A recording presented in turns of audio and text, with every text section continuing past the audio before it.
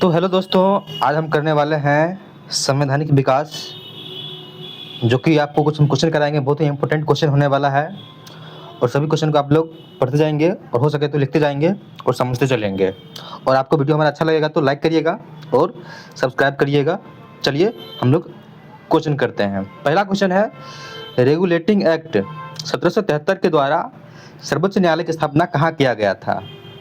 देखिए, तो regulating act के द्वारा 1773 में सर्वोच्च जो न्यायालय था, सुप्रीम कोर्ट, इसकी स्थापना सबसे पहले कहाँ किया गया था?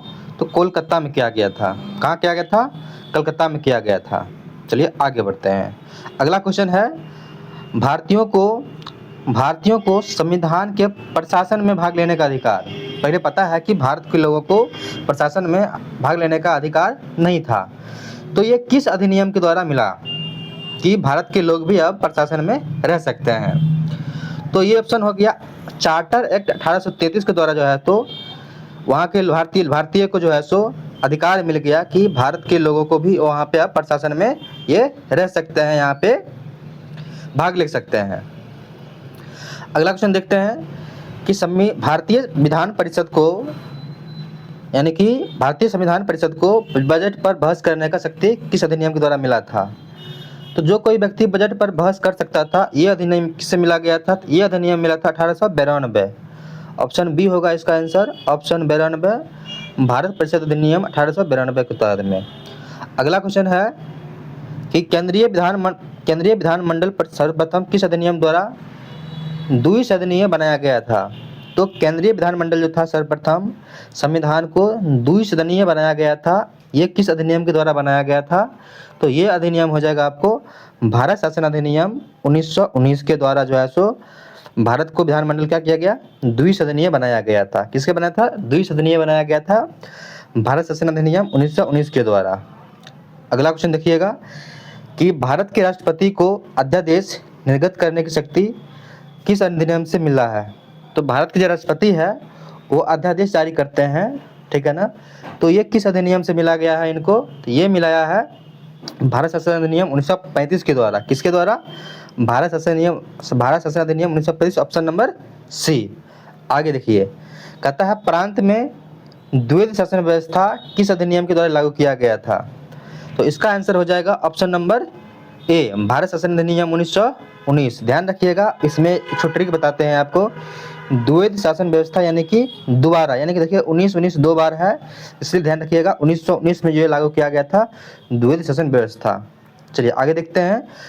ब्रिटिश भारत में किस अधिनियम में संघीय शासन का प्रावधान किया गया था? संघीय शासन यानी कि फेडरल का प्रावधान किस अधिनियम के द्वारा किया गया था? तो ये अधिनियम था भारत शासन अधिनियम 1935 के द्वारा किया गया था, ऑप्शन नंबर बी।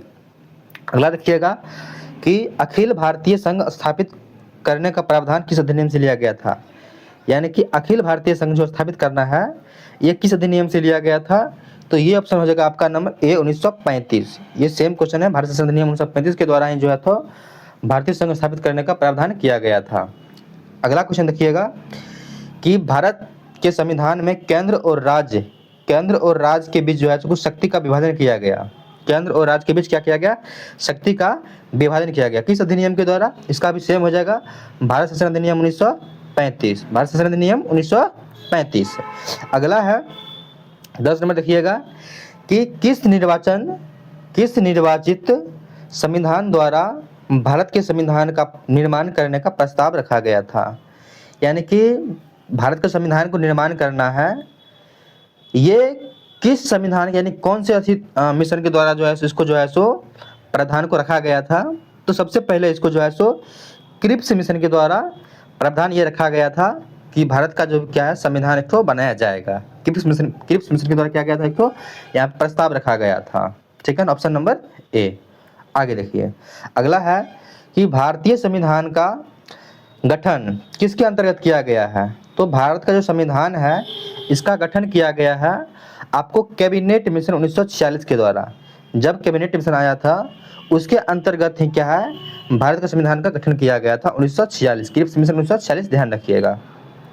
अगला क्वेश्चन है कि कैबिनेट मिशन के द्वारा जो कुछ योजना प्रस्तुत किया गया था भारतीय संविधान सभा में प्रांतों की प्रतिनिधि का निर्वाचन किस अनुपात में होगा?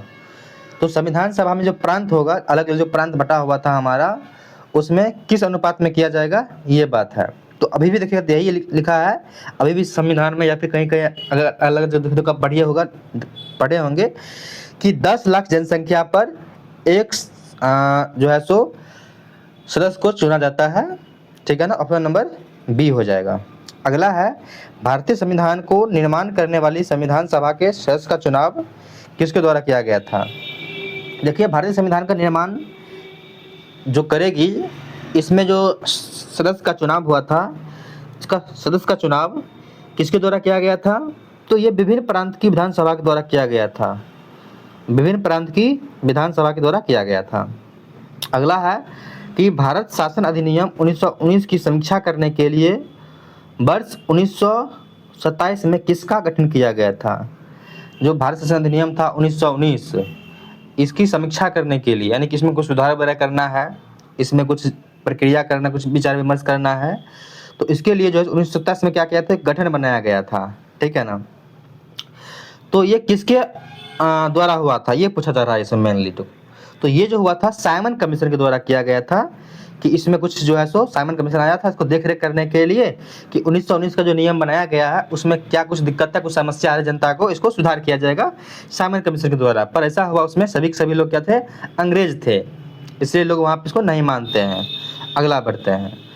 अगला है कि अंतरिम सरकार 1946 में राष्ट्रमंडल संबंध तथा विदेशी मामलों का विभाग किसके पास था? यानी कि राष्ट्रमंडल का संबंध और विदेशी मामलों का विभाग किसके पास था उस समय में, ठीक है। 1946 में पूछा जा रहा है, ध्यान दीजिएगा। तो 1946 में जो था अंतरिम सरकार और विदेशी मामले का जो था, इसके विभाग किसके पास था? तो ये विभाग था जवाहरलाल नेहरू जी के पास था। किसके पास था? नेहरू जी के पास था। ये सारी सरकार, यानी जो भी विदेशी मामला है ना, ये सारे देखते थे उस समय जवाहरलाल नेहरू जी देखते थे उस समय। आगे है, अंतरिम सरकार में गृह सूचना एवं प्रसारण विभाग किसके पास था? तो गृह सूचना और प्रसारण विभाग किसके पास था? तो उस समय जो था पटेल जी के पास था, सरदार वल्लभ भाई पटेल, यानी कि पटेल जी के पास था। ऑप्शन नंबर हो जाएगा आपको बी। अगला है, अंतरिम सरकार में खाद्य एवं कृषि विभाग किसके पास था? तो अंतरिम सरकार में खाद्य कृषि विभाग किसके पास था? तो इसका ऑप्शन हो जाएगा ऑप्शन सी, राजेंद्र प्रसाद। कौन हो जाएगा? Option C, Rajendra Prasad. अगला क्वेश्चन देखते हैं कि अंतरिम सरकार में उद्योग एवं नागरिक आपूर्ति विभाग किसके पास था? यानी कि उद्योग और नागरिक आपूर्ति, यानी खाद्य विभाग जो थी, आपूर्ति मंडल, किसके पास था अंतरिम सरकार में उस समय में? किसकी बात कर रहा है? तो 1946 के आसपास की बात किया जा रहा है। अंतरिम सरकार जब आया था उस समय, उसके बात किया जा रहा है। तो इसका ऑप्शन हो जाएगा ए, जॉन मथाई। जॉन मथाई उस समय के अर्थशास्त्री थे, उसके समय वहाँ किया गया था। इसके पास आपूर्ति विभाग जो था उनके पास दिया गया था। अगला क्वेश्चन है, अंतरिम सरकार में श्रम विभाग किसके पास था? यानी अंतरिम जो सरकार आया था उसमें श्रम विभाग किसके पास दिया गया था? तो ये था उस समय के जगजीवन राम जी के पास उसमें दिया गया था। 1946 के आसपास ये भी बात हो रहा है, जब अंतरिम सरकार आया था हमारे भारत में, उस समय जो है सो श्रम विभाग किसके पास दिया गया था? तो जगजीवन राम के पास दिया गया था, इनके पास ये सरदार था। और हमारा सबसे लास्ट क्वेश्चन है, ये देखिएगा कि अंतरिम सरकार में रक्षा विभाग किसके पास था? जैसे आप लोग पता है अभी के रक्षा मंत्री कौन है? तो राजनाथ सिंह है। तो उस समय में अंतरिम सरकार में रक्षा विभाग किसके पास था? उस समय में जो रक्षा विभाग था सरदार वल्लभ भाई पटेल जी के पास था। उस समय में सरदार बल्लभदेव सिंह था उसमें। ऑप्शन बी हो जाएगा, सरदार बलदेव सिंह थे उस समय अंतरिम सरकार में, जिन्हें रक्षा विभाग इनको मिला हुआ था विभाग संभालने के लिए। ठीक है, आपको कैसा लगा इसको देखिएगा, और हमें लाइक सब्सक्राइब करिएगा और अपने शेयर करिए, कमेंट करिएगा। ठीक है ना, चलिए थैंक यू, मिलते हैं नेक्स्ट वीडियो में।